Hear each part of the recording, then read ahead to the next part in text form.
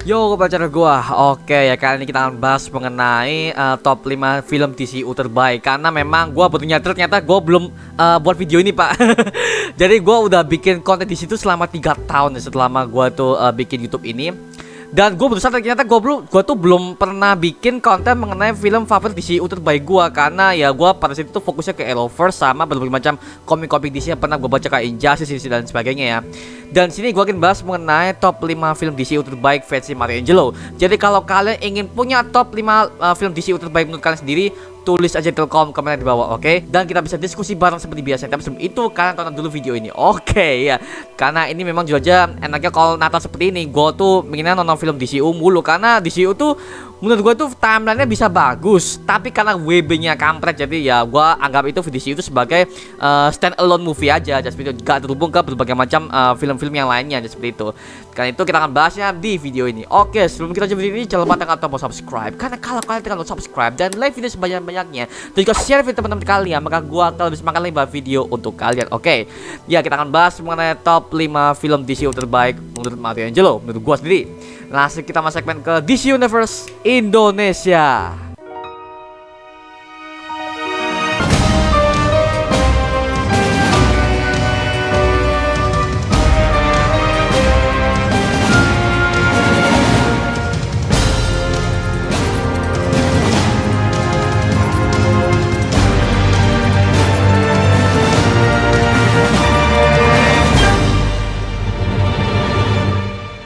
Oke ya, sorry banget kalau ini ada berbagai macam noise karena ini memang di luar sana itu agak hujan. Jadi gua nggak apa ya, kita akan langsung ke pembahasan video ini karena ya lagi hujan, Pak. Gua lagi mau syuting hujan, pinter banget, ya udahlah. Tapi kita akan bahas mengenai top 5 film DCU terbaik menurut gua, karena memang ya DCU itu seperti kata yang gua bilang tadi, bahwa DCU itu sekarang tuh yang gua anggap sekarang itu adalah stand alone movie. Dan gua bisa melihat di 5 film ini itu bisa dibilang tuh film gua bisa bilang ini bagus karena film ini bagus karena dia berdiri sendiri. Gak apa ya, dia tuh nggak berfokus ke berbagai macam sequel, gak dipersiapkan hanya untuk sequel. Kayak contoh di Marvel deh, mohon maaf nih buat gue fans Marvel, Captain Marvel itu adalah film dimana itu hanya dipersiapkan untuk Endgame, Pak. Gak dijelaskan dari segi originnya bagaimana, dan itu cuma itu doang, hanya dipersiapkan, oh ini dia akan muncul untuk Endgame, kita harus bikin origin dulu. Bodoh amat lah. Jadi itu tuh esensinya sebagai film terbaik tuh nggak dapat 1 billion loh. Gue heran kenapa sekarang film jelek aja dibuat 1 billion. Kampret emang dah. Tapi kita akan bahas mengenai film-film DCU yang terbaik menurut gua. Oke, yang kelima pastinya lah, itu adalah The Suicide Squad. The Suicide Squad tahun 2021 versi James Gunn ya. Gua udah pernah nyoba bikin review filmnya, sama gua udah pernah podcast sama kalian. Oke, kalian bisa tonton aja di channel ini, dan kalian bisa cari aja karena itu udah banyak banget, dan kalian bisa cari aja podcast Mario Angelo dengan Suicide Squad. Nah, gitu. Dan di sini The Suicide Squad ini kebanyakan dari penonton DC gua, bahkan dari Mario Puser yang udah menonton video ini jajan setuju banget dengan gua. Karena apa? The Suicide Squad ini bisa dibilang tuh adalah perbaikan dari Suicide Squad versi tahun 2016 versi David Ayer. Karena versi James Gunn ini juga semuanya dibikin rapi, Pak. Mohon maaf nih, The Suicide Squad yang anggotanya sangat banyak itu, kita itu diperkenalkan satu-satu dan kita dibuat peduli dengan karakter tersebut. Contoh deh, dengan karakter seperti Harley Quinn, Bloodsport, oke, Peacemaker, oke, bahkan berbagai macam Captain Boomerang dan yang lainnya, itu kita dibuat peduli, Pak. Dan kita dibuat apa ya, bisa dibilang cerita itu sangat unik banget. Karena apa? Melibatkan negara. Karena itu kan diceritakan bahwa Amerika itu bersekongkol dengan Kota Maltese, dimana Kota Maltese ini punya senjata militer untuk mengalahkan Amerika. Itu adalah Starro ini. Nah, jadi gue bisa paham kenapa mereka mengambil konsep villain Starro, karena tujuannya adalah untuk militer. Tujuannya adalah apa? Politik, menghancurkan Amerika. Karena menurut mereka Amerika ini adalah negara adidaya, sangat-sangat hebat, dan juga bisa dibilang negara lain gak ada yang bisa mengalahkan Amerika, Pak. Makanya bisa dibilang mereka itu sangat benci dengan Amerika, sehingga mereka memakai teknologi alien ini, yaitu adalah Starro ini, untuk diteliti oleh The Tinker ini, dan diputuskan untuk menyerang Amerika dengan senjata militer tersebut. Nah, makanya bisa dibilang pembentukan villainnya sama tujuan villainnya adalah politik. Makanya bisa dibilang ini adalah film DCU paling terbaik menurut gua ya. Karena ya di Suicide Squad tuh bisa dibilang tuh nggak ada namanya unsur apa mistis, gak ada unsurnya seperti apapun itu. Tapi mereka tuh hanya mengambil konsep alien, tapi tujuannya adalah untuk politik. Nah, ini bisa jadi itu apa ya, bisa dibilang cerita itu realistis gitu loh. Gue suka tujuannya udah realistis dan ini bisa dijadi di kehidupan nyata, Pak. Mohon maaf nih, seandainya kalau ada alien ada di sini ya, seandainya kita ngomong what if ya, hypothetical ya. Seandainya what if, seandainya kalau alien ada di sini, ya pasti negara itu akan menggunakan anime tersebut untuk menyerang negara lain, Pak. Yang mereka bilang tuh ada negara yang bisa dibilang terlalu hebat lah, sehingga mereka akan menjadi negara nomor 1, Pak. Jadi itu maka bisa dibilang aduh tujuannya gue udah bagus banget, Pak. Dan juga pembentukan Harley Quinn ya sama Peacemaker, bahkan perselisihan antara Suicide Squad dengan si Peacemaker bagaimana ketika kita udah tahu di ending bahwa Peacemaker udah berkhianat, bahwa dia tuh punya tujuan sendiri lah di sini. Makanya bisa dibilang bagus banget sih, bagus banget. Dan setiap kematian lagi dibuat satisfying dan gore-gorenya gak disensor. Nah, mohon maaf nih, kebanyakan kalau kita nonton di bioskop Indonesia kan kebanyakan beberapa itu disensor. Di The Suicide Squad tidak ada disensor sama sekali, bahkan tidak ada di cut. Gue suka, karena apa? Sesuai dengan rating rated dewasa gitu loh, bagus banget. Makanya ini ya, yang buat film bagus adalah kalau ada adegan seperti itu, ada adegan gore, darah di mana-mana, sesuai dengan ratingnya rated dewasa. Makanya oh my god, bagus banget sih, gue suka banget sih. Makanya ketika gua nonton ulang di bioskop, gua takutnya kan karena mungkin ada di cut ya. Ternyata tidak, Pak, semuanya masih aman. Jadi oh my god, bagus banget sih Suicide Squad. Makanya keharapan James Gunn gua harapkan untuk sequelnya ataupun untuk series Peacemaker nanti ya di HBO Max, gua mau tahu keharapan seperti apa sih, seperti apakah sebagus dengan Suicide Squad yang kemarin atau punya elemen yang lainan sih. Karena kita udah tahu bahwa Peacemaker ini udah dinobatkan sebagai series solo di HBO Max dan udah akan tayang di Januari nanti. Yang keempat, Man of Steel, Pak. Oke, jadi gini ya, buat kalian para fans superhero di mana bisa dibilang, oh Avengers Endgame itu adalah film paling realistis tuh. Gini ya, mohon maaf nih, kalau kita bicarakan soal animasi kota, animasi kehancuran kota, animasi untuk pertarungan para superhero sebenarnya itu di Man of Steel, Pak. Man of Steel bisa dibilang ciptanya udah kuat, origin Superman-nya udah kuat, bahkan pembentukan Zod-nya sangat kuat banget, Pak. Sini. Jadi kita bisa bilang bahwa Zod itu tujuannya bukan hanya untuk mengkudeta semua para rakyat Krypton untuk dihancurkan oleh Brainiac, tapi sebenarnya si Jenderal Zod ini punya maksud tujuan lain, yaitu adalah ingin membunuh temannya sendiri, yaitu adalah bapaknya Superman, si Jor-El. Nah, makanya kita bisa bilang bahwa si Zod ini punya dendam sama bapaknya ini dan memutuskan untuk membunuh si anaknya karena merasa Zod ini gagal untuk membunuh bapaknya dan juga gagal untuk mengkudeta dan juga menghancurkan planet Krypton. Nah, jadi makanya bisa dibilang pembentukan Superman-nya, originsnya, bahkan political yang ada dalam planet Krypton itu ditunjukkan di Man of Steel, Pak. Makanya bisa dibilang Man of Steel ada di mana origin Superman yang paling lengkap yang pernah gue lihat, Pak. Gitu. Jadi meskipun kita diperlihatkan sedikit di awal-awal untuk kehidupan Krypton bagaimana, kota-kota Krypton seperti apa, bagaimana suasana Krypton akan panik ketika planet itu akan meledak, itu benar-benar bagus banget, Pak. Bisa dibilang bagus banget karena semua animasinya, bahkan ceritanya, bahkan Superman-nya sangat bagus banget, Pak. Tapi mohon maaf nih, untuk kelemahannya adalah si Clark Kent-nya. Clark Kent-nya terlalu, bisa dibilang terlalu cool, Pak. Terlalu cool sekali. Padahal kalau kita lihat di Clark Kent untuk versi Superman tahun 78, Clark Kent itu adalah orang yang di mana sangat cupu. Karena dia itu cupunya hanya dia tuh bekerja di Daily Planet. Karena kan kalau di Daily Planet dia itu udah nyamar, udah pakai kacamata. Kalau dia terlalu cool, dia akan dicurigai bahwa dia itu adalah Superman. Karena kan kalau kita lihat di komiknya, di si Clark Kent itu selalu apa ya, beralasan kalau dia itu ada meeting atau segala macam, padahal dia itu menjadi Superman. Nah, di DCU gua akhirnya kenapa orang-orang itu nggak curiga sama dia, Pak. Padahal itu kalau udah dibuka kacamatanya udah kelihatan jelas banget bahwa dia itu adalah Superman, Pak. Beda, mohon maaf nih, beda banget dengan si Superman tahun 78 si Christopher Reeve. Itu kalau dia pakai kacamatanya itu jelas-jelas itu beda banget dengan Superman. Beda banget karena itu benar-benar jelasnya itulah Clark Kent, bener-bener beda banget. Nah gitu. Tapi kalau di CU mohon maaf, aduh gitu sih. Tapi bisa dibilang untuk Superman gue suka kostumnya. Kostum di Man of Steel lebih bagus banget dan ceritanya makin dipererat dengan konsep politiknya, konsep pertarungan Superman dengan Zod bagaimana final battle dibentuk, itu gue suka banget. Karena apa? Final battle bisa dibilang scene yang paling epic menurut gue.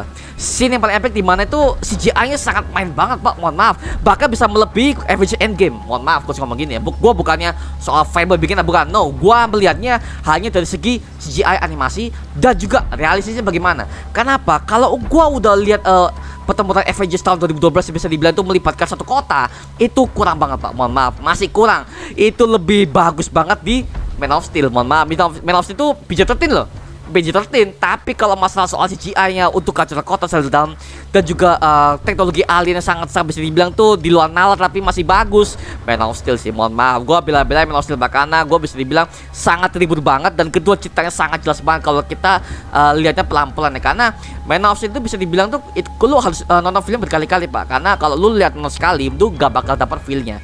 Nah gitu, jadi bisa dibilang Man of Steel itu karena filmnya agak terlalu berat dan juga berbagai macam penjelasan sangat akurat banget itu ada di Man of Steel, Pak. Mohon maaf, Superman udah bagus, sama pertumbuhan Clark Kent bisa dibilang kekuatannya makin bertumbuh itu bagus banget, per tahap. Jadi adanya flashback, adanya dimana kita tuh bisa bilang pendekatan Lois dengan Clark Kent bagaimana sebelum dia menjadi Superman, itu ada semua, Pak. Nah, jadi seperti ini, makanya Man of Steel masih dibilang film yang paling bagus menurut gua untuk film tema superhero ya, baik pun itu DC maupun Marvel. Man of Steel paling the best sih menurut gua sih. Gitu. The best banget. Malah kita bisa melihat di Man of Steel itu Superman membunuh General Zod. Padahal kalau kita tahu di komik, Superman itu nggak bisa membunuh siapapun. Bahkan dia nggak mau membunuh siapapun, karena kan dia kan superhero, dia kan alien. Kalau dia membunuh berarti kan akan dicap sebagai orang yang bisa dibilang tuh sangat ditakuti. Nah, gitu. Jadi itu adalah dimana, oh my god, bagus banget sih untuk Man of Steel. Bagus banget, gue suka banget lah gitu. Makanya gue pasang di list ini. Lanjut, yang ketiga, Wonder Woman tahun 2017. Oke, Wonder Woman yang pertama ini bisa dibilang, oh my god, bagus banget, Pak. Mohon maaf, bagus banget. Dengan tema dewa Olympus, dewa Romawi, dan juga dengan berbagai macam origin Wonder Woman yang dimasukkan di sini, itu semuanya bagus banget, Pak. Apalagi ini ada hubungan dengan politik sekali lagi nih. Nah, gitu. Politiknya apa? Mereka kan para bangsa Amazon ini ketika bertemu dengan Steve Trevor, bagaimana Steve Trevor sudah menjelaskan bagaimana perang yang sebenarnya, bagaimana yang si Diana Prince mengira bahwa perang ini adalah pemicunya adalah Ares, dewa Ares. Nah, itu gue suka banget, Pak. Mohon maaf nih, karena Wonder Woman pertama itu bisa dibilang tema superhero-nya paling ditekan banget, Pak. Satu, dan kedua, meskipun ini film superhero, tapi gua nggak merasakan ada yang namanya SJW. Meskipun tema artinya ada superhero wanita, tapi gua nggak merasa film ini ada SJW. Sumpah, mohon maaf nih, nggak kayak Captain Marvel, nggak kayak Supergirl, itu kan udah kelihatan SJW banget tuh kalau kalian udah lihat sekarang ya. Tapi kalau kalian di sini di Wonder Woman nggak ada namanya SJW. Sumpah, mohon maaf nih, buat kalian masih ragu untuk menonton film Wonder Woman ya, dari kalian yang masih belum nonton DCU, kalian masih nonton wajib lah. Karena Wonder Woman yang pertama itu yang tahun 2017 bisa dibilang itu war-nya kerasa banget, Pak. Satu, dan kedua, nuansa untuk tahun 1940-an itu menurut gue bagus banget, Pak. Karena dengan World War 1, dengan Perang Dunia 1, bisa dibilang untuk temanya, bahkan dalam segi CGI-nya dan juga segi pembentukan cinta antara Daniel Prince dengan Steve Trevor, itu menurut gue bagus banget, Pak. Mohon maaf nih, bisa dibilang dinamika yang antara mereka berdua pelan-pelan. Ini gue suka pelan-pelan karena apa? Kita butuh yang namanya chemistry. Kita butuh namanya dimana formula awal mereka jadi ketemuan, terus pacaran gitu loh, dan akhirnya saling nembak. Nah, gitu. Tapi di sini kan dibuat bad ending. Dan juga gue suka plot twistnya sih. Plot twist adalah dimana ketika reveal-nya identitinya si Ares, dewa Ares nih. Makanya Aresnya ya bisa dibilang kostumnya cuma muncul satu scene, cuman scene-nya sangat bagus banget sih. Dan yang main kebetulan adalah yang pernah main di Harry Potter series lah, yang main si Lupin. Nah, James R. Lupin. Nah, ini bagus banget sih. Dia gue suka plot twistnya. Gue suka dimana Daniel Prince ketika dia itu jadi hero di World War 1, bagaimana ketika dia itu akan melawan Jerman, itu bagus banget sih. Nasinya kelihatan banget sih gitu situ. Bagus, dan gue suka banget sih dengan nuansanya pas gitu loh, sama musiknya sih. Mohon maaf, musik yang main ketika Wonder Woman lagi Towing to Tower, oh my god, main sih dapet. Itu lebih main daripada BVS ketika itu pertama kali ngelawan Doomsday. Lu sumpah, musiknya main itu lebih pas dia tuh di Wonder Woman tahun yang satu, Pak. Mohon maaf, mungkin ada development karakter ya. Jadi bisa dibilang kalau BVS itu kan hanya sebagai cameo, tidak ada namanya development karakter. Tapi kalau di sini kan udah lebih jelas lagi. Nah, gitu. Inilah menyebabkan gue tuh sangat suka banget dengan filmnya, jalan ceritanya, dinamika percintaannya gak cepet-cepet banget. Dan kedua untuk Diana Prince ya, oh my god, cantik banget sih. Si Gal Gadot yang main, Pak. bagus banget, cantik, lumayan ya. bagus banget. Dan gua holding banget, Pak. Apa yang gua udah nonton di film animasi, di sini oh my god, bagus banget outfitnya. Gue suka sih. gue suka. Dan pembentukan pulau Themyscira bagaimana pelan-pelan ceritakan bahwa mereka itu Amazon itu adalah ciptaannya si dewa Zeus, terus ada Ares. Itu ceritanya bagus banget sih. Ini dongeng tapi di developmentnya ke film akhirnya itu bagus banget, Pak. Aresnya udah makin bagus, dan juga kostum Aresnya itu sama banget dengan akurat sama komik, Pak. Jadi bisa dibilang Patty Jenkins selaku sutradara di Wonder Woman pertama ini, dia benar-benar pengen banget akurat banget sama komik dan seperti itu. Oh my god. Jadi mulai komik di situ udah mulai diadaptasi, tapi untuk outfitnya bener-bener mereka buat persis banget di situ, Pak. Seperti itu. Makanya bisa bilang Wonder Woman pertama itu menurut gua the best banget, dan ini adalah film pertama superhero wanita yang gua nggak merasain SJW. Bagus banget sih gitu. Lanjut lah. Yang kedua, Batman vs Superman Dawn of Justice. Oke, ya inilah BVS. Yang baik kalian menurut kalian, oh bang itu film gak jelas. Oh bang itu film apa itu gini-gini gak jelas ceritanya, gua nggak ngerti bang. Berarti otak lo gak nyampe. Jadi kalau BVS tuh ya, kalau kalian lihat versi theatricalnya mungkin gua bisa akui. Karena apa? Versi theatrical di mana versi paling kacau menurut gua, karena itu ada berbagai macam adegan yang dipotong. Mereka tuh merilis untuk apa ya, extended cut-nya itu versi DVD. Kalian tahu aja lah, versi DVD itu bisa dibilang versi paling lengkap, Pak.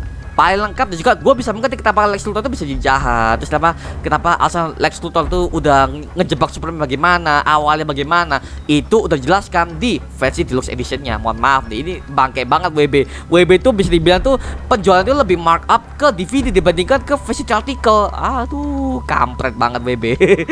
Ya tapi di sini untuk BVS juga bagus banget, Pak. Kenapa gue taruh di nomor 2 ini? Karena bisa dibilang gue suka membutuhkan Batman-nya, Pak. Batman-nya sama Superman-nya bagaimana ketika dia tuh udah dicap sebagai apa ya, superhero sangat-sangat menakutkan berbagai sebagian orang, bahwa menurut mereka tuh bahwa Superman itu adalah alien, tapi di berbagai macam mata orang lain Superman ini bahkan dia tuh bisa menjadi berbahaya gitu loh. Nah gini, jadi negara Amerika tuh seolah-olah mereka tuh kayak waspada terhadap Superman itu bisa jadi dia tuh adalah alien mencoba untuk berbaur, tapi akhir-akhirnya dia akan berkhianat. Makanya sisi politiknya tuh mereka tuh sangat nangkap banget, Pak. Bahkan untuk harapan Zack Snyder di sini itu kerasa banget, Pak, dengan musiknya dan juga pembentukan Batman-nya bisa dibilang tuh kenapa dia tuh udah membunuh lawan-lawannya. Padahal kalau kita udah tahu Batman itu yang punya namanya kode no killing rule. Nah gitu. Jadi bisa dibilang ini bagus banget sih untuk membunuh Batman-nya. Ben Affleck, gua kira tuh itu udah netting banget, Pak, bahwa waduh yang jadi Batman adalah Ben Affleck. Gua udah netting banget ketika itu pertama kali diumumkan di San Diego Comic Con tahun 2013, Pak. Tapi di sini ketika gua lihat dia acting, oh my god, cocok banget, Pak, dia sebagai Bruce Wayne. Makanya bisa dibilang Bruce Wayne yang paling tergelap di situ adalah versi DCU. Mohon maaf nih, versi DCU kenapa seksual di mana Bruce Wayne itu ada yang gua harapkan selama ini, Pak. Mohon maaf nih. Setelah Christian Bale, akhirnya Ben Affleck udah tercium di sini, dan jujur aja bagus banget, Pak, dengan versi Batman yang makin tua, dengan Batman yang makin bulky. Kostumnya agak menurut gue tuh agak sedikit comical karena mereka komiknya kan berdasarkan dari komik New 52 kan. Tapi di sini ketika dipakai Ben Affleck, oke, badass. Cuman dia tuh pada saat bertarung tuh agak ngos-ngosan Ben Afflecknya. Aduh, gak apa lah ya, namanya udah tua lah ya Ben Affleck. Tapi bisa dibilang dia sebagai Bruce Wayne udah seremnya udah dapat banget, dinginnya dapat. Nah dingin dapat. Setelah dia tuh udah main di Daredevil itu, maaf, sampah banget. Mungkin dia sebagai aktor baru mungkin ya. Tapi kalau di sini kan ya kan udah senior, jadi oh my god, actingnya udah mulai bagus banget dengan apa ya, arahan Zack Snyder ketika dia mengatakan dia sebagai Bruce Wayne, sebagai Batman seperti apa. Terus emosinya dia seperti apa kepada Superman, bahwa si Bruce Wayne menganggap Superman itu adalah ancaman. Dia sama seperti orang lain. Makanya si Bruce Wayne sama si Clark Kent sebagai Superman ini, mereka berdua kan diadu oleh Lex Luthor dengan cara diadu domba. Nah gitu, menurut gua itu cerita paling plot twist banget. Dan kedua, niat jahatnya Lex Luthor tuh sangat kita harus dibuat tuh mikir-mikir balik, karena itu tidak dijelaskan secara omongan di film tersebut. Makanya kita bisa bilang kita tuh harus nonton beberapa adegan gitu. Jadi itu harus berkali-kali, Pak, nontonnya, Pak. Makanya sampai sekarang banyak teman-teman gue yang mereka tuh kebingungan. Oh bang, BVS seperti apa sih? Kok gue nggak nangkep sih Lex Luthor bagaimana? Lu harus nonton berkali-kali, Pak. Mohon maaf, lu harus nonton berkali-kali. Apalagi untuk versi deluxe editionnya, Pak. Nah gitu, makanya ini bangke banget ya WB, kenapa sih ngejualnya di DVD gitu loh. Astaga, lu kan enak kan di kalau versi bioskop. Rating kalau lagi naik. Tapi setelah gue lihat Tomatoes, mohon maaf, ratingnya kecil, Pak. Ya iyalah kecil, Pak. Itu apa coba, theatricalnya hancur banget, banyak banget di-cut. Astaga, gue nggak tahu lah apa yang dibikin WB ketika mereka nge-cut apa ya yang jadi to the point gitu loh. Ya ampun, gimana ya itu saya bisa dibuat perfect loh. Astaga, makanya ya gua nggak bisa mempersalahkan pada orang-orang awam yang nggak mau nonton, karena ya itu. Aduh, kalau itu nggak di-cut, itu aslinya jelasnya 3 jam loh. 3 jam jelasnya. Itu kan versi deluxe editionnya ya. Makanya oh my god, bagus banget dengan Lex Luthor versi baru. Nah Lex Luthor versi bisa dibilang itu sangat psikopat, tapi psikopatnya itu dari lahir. Jadi Lex Luthornya memang udah jahat dari lahir dan seperti itu. Dan oh my god, bagus banget sih dengan kematian Superman bagaimana. Itu menurut gua kematian Superman ada di mana kematian Superman bisa dibilang terlalu terburu-buru sekali. Dan juga trailernya itu udah menghancurkan segala-galanya, Pak. Mohon maaf nih. Doomsday-nya kenapa diperlihatin di trailernya, kampret. Aduh, gua nggak tahu lah harus ngomong apa lah. Aduh, nggak tahu lah soal ini, karena WB itu apa ya, kalau mereka ngelis trailer itu selalu nge-spoiler, Pak. Aduh. Ya udahlah ya, tapi at least menurut gua di sini BVS tuh udah bagus banget sih, karena memang BVS versi Zack Snyder ini memang diperuntukkan untuk hanya only fans DC doang yang mengerti, karena ada berbagai macam teman gua yang nggak suka DC, mereka ngomongnya apa sih nggak jelas kok tiba-tiba Flash datang ke Bruce, gimana kok ceritanya gimana. Ya memang Zack Snyder itu salahnya di situ, dia tuh membuat film DC ini adalah untuk only fans gitu, bukan only fans yang ini ya, bukan bukan yang ini. Tapi ya, maksudnya untuk para fans doang seperti itu ya. Aduh, ya udahlah ya, nggak tahu lagi. Tapi at least menurut gua bagus banget sih BVS, makanya gua rekomend banget buat kalian yang ingin starting DCU. Bagi kalian yang belum tahu DCU seperti apa, tonton aja lah. Menurut gua bagus banget sih, bagus banget kalau kalian cukup umur. Karena memang DCU tuh kadang-kadang tuh beberapa macam film gitu mereka tuh agak-agak berat kan, mereka kebanyakan R-rated. Nah gitu ya, tanggung sendiri lah akibatnya. Lanjut. Oke, yang pertama ini ya yang pertama lu gak usah, lu bisa nebak lah seperti apa lah, yaitu adalah Zack Snyder Justice League. Oke, bukan Justice League ya, bukan. No, itu sampah lah, sampah gua nggak usah gitu lah. Tapi Zack Snyder Justice League bisa dibilang oh my god. Akhirnya setelah 5 tahun ya kita udah menunggu, akhirnya udah rilis Pak di HBO Go dan HBO Max perdananya Pak. Jadi udah bisa akses semuanya, dan juga kita lihat oh my god. 24 jam Pak, gua nggak nyangka itu 4 jam. Dan kalau itu ada ditayangkan di bioskop itu bagus banget loh Pak, karena apa ya, berbagai macam momen di mana itu momennya sangat dark banget, bahkan darah-darah di mana-mana, bahkan apa ya, segi politiknya Darkseid juga Steppenwolf ketika mereka mencari Mother Box, bagaimana itu terornya dapat banget Pak. Jujur aja terornya si Steppenwolf lebih kerasa di Snyder Cut daripada di Justice League ya. Mohon maaf nih, ketika dia ngambil Mother Box di Atlantean, di Amazon, bahkan di bangsa manusia pun dia bisa meneror Pak. Bahkan oh my god, bagus banget sih, bagus banget. Gue suka pembentukan Steppenwolf-nya, terus alasan Darkseid bagaimana di sini, dan juga bagaimana dia itu bisa lupa isi apa ya, Anti-Life Equation di mana, itu bagus banget sih. Bahkan kita bisa melihat apa ya, pertempuran di mana itu awal-awal Mother Box-nya diciptakan, itu bagus banget sih. Dan itu lebih kelam, lebih sadis, dan juga berbagai macam apa ya, scene-scene yang dihapus sama WB itu semua di extended semua di sini Pak, sehingga durasinya jadi 4 jam. Aduh, bagus banget sih, bagus banget. Makanya ini sayang banget kalau Snyder Cut ini nggak dilanjutin, sayang banget Pak. Mohon maaf nih, sayang banget kalau ini nggak dilanjutin. Itu seolah kayak lu itu bangun setengah rumah, tapi lu langsung abrukin semua rumah itu tinggal lu poles lagi, tinggal lu jadi semen, udah jadikan lu fondasinya lebih lengkap lagi, udah jadi tuh rumah. Seolah kan seperti itu kan, makanya saya bangga mereka nggak jauhin, goblok WB. Kesel gua. Ya udah, tapi at least menurut gua ini Zack Snyder Justice League udah mau ngobati rasa kecewa gua Pak. Mohon maaf nih, karena bagi kita sebagai fans DC itu sebenarnya Justice League tahun 2017 itu adalah aib bagi kita Pak.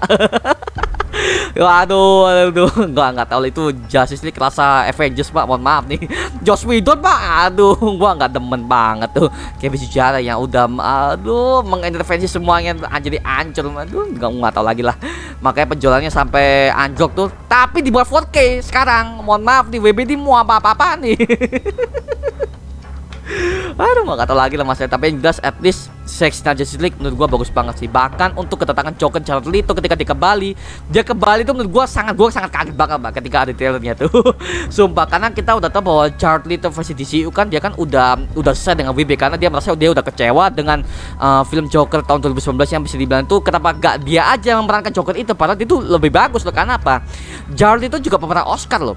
Dia juga aktor Oscar, makanya dia bisa sebagus itu juga kalau WB meng-hire dia. Tapi kenapa si Joaquin Phoenix? Karena menurut mereka tuh si Jared Leto tuh jelek gitu. Bro, lu jangan salahin Jared Letonya, lu salahin manajemen DCU-nya, kampret yang ngangkat itu. Aduh, makanya itu yang membuat Jared Leto tuh lagi ngambek gitu di situ. Makanya banyak banget yang hashtag Jared Leto ngambek. Apa coba itu?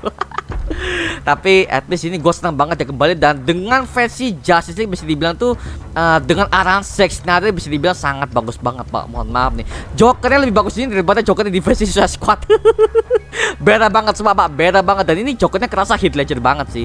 Makanya si Jared Leto tuh bisa memerankan Joker lebih kelam lagi kalau seandainya WB memiliki value-nya dia. Kan Jared Leto bukan aktor biasa, dia tuh aktor pemenang Oscar gitu loh. Siapapun yang menang Oscar itu aktingnya pasti nomor wahid Pak gitu loh. gitu. Jadi ya gue nggak tahu lah BB seperti apa.